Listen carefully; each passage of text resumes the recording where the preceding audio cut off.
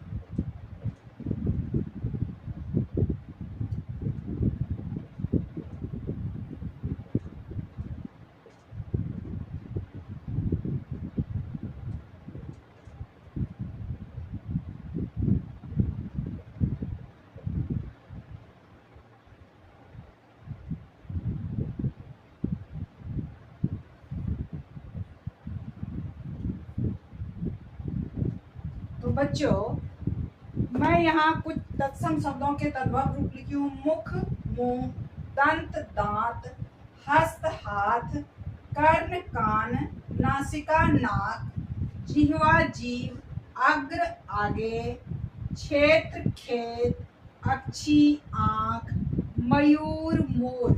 ये कुछ प्रमुख शब्द हैं, तत्सम शब्द हैं जिसके तद्भव रूप हैं। तत्सम शब्दों की परिभाषा आप लोग जानते ही हैं कि संस्कृत भाषा के वे मूल शब्द जो हिंदी में ज्यों के त्यों प्रयोग किए जाते हैं, उसमें कोई परिवर्तन नहीं होता है। लेकिन वहीं तद्भव रूप की परिभाषा है कि संस्कृत भाषा के वे शब्द जो थोड़ा परिवर्तित अर्थात थोड़ा बदल कर हिंदी में प्रयोग किए जाते हैं, उसे हम तद्भव शब्द कहते हैं। तो तत्सम का तद्भव रूप जैसे अक्षी आंख, कर्ण कान, ये सब जो है बच्चों, तो ये क्या है, तत्सम और तद्भव है। तो यहाँ तद्भव शब्दों की कुछ तत्सम शब्द के तद्भव रूप की सूची है। इसको आप लोग याद कर लीजिए, समझिए कि तत्सम क्या है और तद्भव क्या है।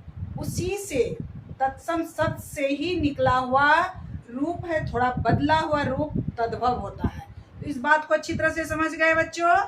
तो आज अब मैं यही समाप्त करती हूँ। आप लोग मन लगा करके पढ़िए, और आप लोगों को यदि कुछ और भी इसमें तत्सम शब्द के तद्भव रूप जानने की इच्छा हो तो कमेंट्स में लिखिए कि आप लोगों को और क्या क्या चीज़ चाहिए।